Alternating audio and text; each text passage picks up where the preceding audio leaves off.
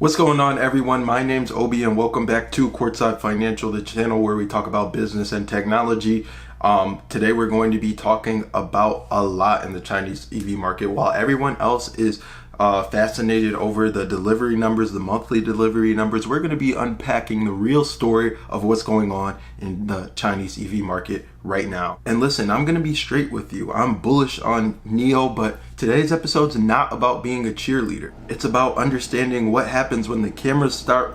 It's about understanding what happens when the cameras stop rolling and the press releases start getting filed away. So NIO just dropped their July numbers, 21,017 vehicles delivered, up 2.53% year over year. And immediately I see the usual suspects on Twitter either celebrating or doom posting based on that single metric alone. But here's what I want you to understand. While everyone's playing the numbers game, there's a completely different chess match happening right now. Let me break this down for you. That 21,017 isn't just one number, it's three completely different stories happening at the same time. NIO's main brand delivered 12,675 units, down 38% year over year. Onvo moved 5,976 units and Firefly delivered 2,366 units. Now the traditional analyst stops there. Main brand down 38%. But that's like looking at Apple's iPhone sales and ignoring that they're simultaneously building out services, wearables, and an entire ecosystem. Here's where it gets interesting. Yesterday, and I mean literally as these numbers were getting released, Onvo launched their Onvo L90 SUV. The starting price is $265,800 rent. That's about $37,000 with an 85 kilowatt hour battery pack included. They dropped the price another 14,100 rent from pre-sales pricing. I don't think that's desperation pricing, folks. I think that's confidence pricing. When you can afford to cut prices and still maintain margins, that tells you something about your cost structure and production efficiency. But here's the kicker, and this is what the delivery obsessed crowd misses. Onvo increased their test drive capacity from 600 vehicles to 1,000, specifically because demand was outstripping their capacity to let people who want to experience the product. The social media buzz around Onvo stores has been insane, absolutely insane. This is setting up for what I believe will be a massive August delivery surge. But more importantly, it's validating NIO's three-brand strategy in real time. Now, while NIO is executing this multi-brand strategy, let me tell you all about a company that's showing us what failure looks like in this market. Polestar, remember them? The high-end EV brand that was supposed to take on Tesla? 69 vehicles. That's what Polestar sold in the first half of 2025. 69 vehicles. NIO sells more cars in 3 hours on a good day. This isn't just a sales failure, it's a masterclass in how not to approach the Chinese EV market. Polestar had Volvo backing, Geely connections, and European design credibility. They had everything except an understanding of what the Chinese consumers actually want. Their assets negative $3.329 billion.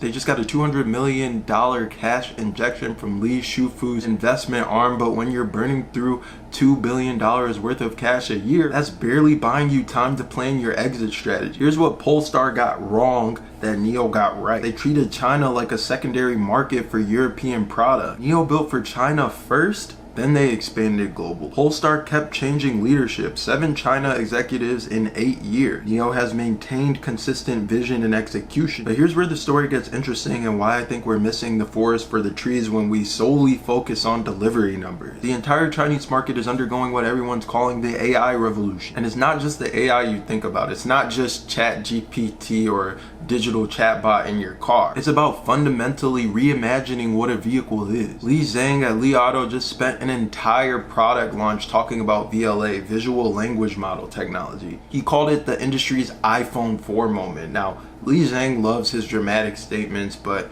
he's not wrong here. VLA breaks down the wall between your car's driving brain and its interaction brain. Instead of having two separate systems that can't talk to each other, everything runs through one integrated AI system. So when you say things like, find me a quiet cafe for a meeting, the car doesn't just navigate to the nearest Starbucks, it understands quiet, meeting, processes real-time crowding data, and makes intelligent decisions about where it's actually going to take you. Meanwhile, Geely just unveiled Agent OS with their partners. They're treating the car as a wheeled robot that proactively anticipates your needs. Your car notices you worked late, sees traffic is bad, and without being asked, suggests playing relaxing music and starting a seat massage. Here's my take. We're witnessing the formation of two competitive tiers in the Chinese EV market. Tier 1 is the AI arms race. This is where NIO, Li Auto, Geely, and the premium players are competing. It's about who can create the most intelligent, anticipatory, emotionally engaging vehicle experience.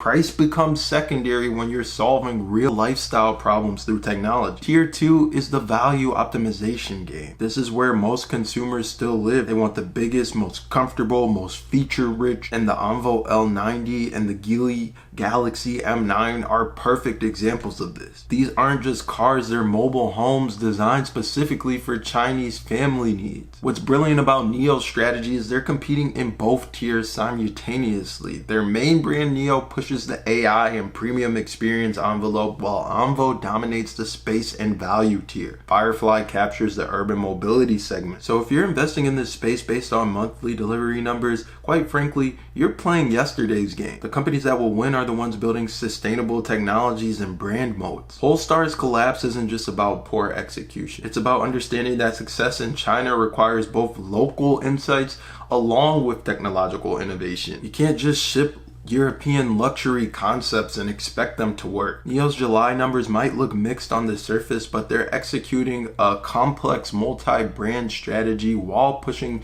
that envelope in the AI revolution. That's incredibly difficult to do, and the fact that they're doing it while maintaining market growth, it definitely tells you something about their operational capability. The Onvo L90 launch and the immediate positive market response definitely tells you that their strategy is currently at this moment in time being validated. When you can increase test drive inventory because demand is outstripping supply, that's not a delivery problem.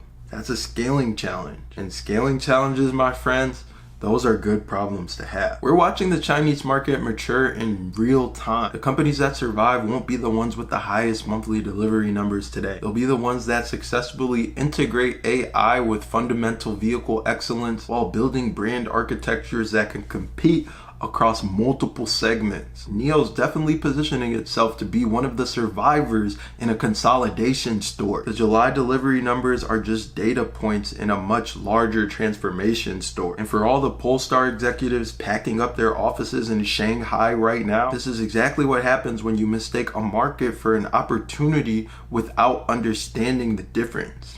So anyways, that's it for this episode of the Courtside Financial Podcast. Tried to get this out, tried to get this recorded, have a lot to do today. If you found this valuable, useful, insightful, entertaining at the very least, make sure you hit the like button, make sure you hit the subscribe button. Let's get this channel's subscribers up. Let's get this video out to a broader audience. Ultimately, we can help more people. We can put this good information in front of more people so we can bring more attention to the company that we know and love, NIO, and bring more attention to the Chinese EV market in general. I'm someone who keeps it objective. Regardless of whether I'm invested in NIO or not, I like to paint the whole picture so everyone can find value in this channel if they find value in information pertaining to Chinese EV. So let's help us out, and I'll keep on posting videos. Everyone have a good weekend. If I don't get this out today, Friday, I will get it out on Saturday. But great hanging out with you guys for this entire week. Thanks for rocking with me. This is Obi with the Courtside Financial Podcast, signing off. Goodbye.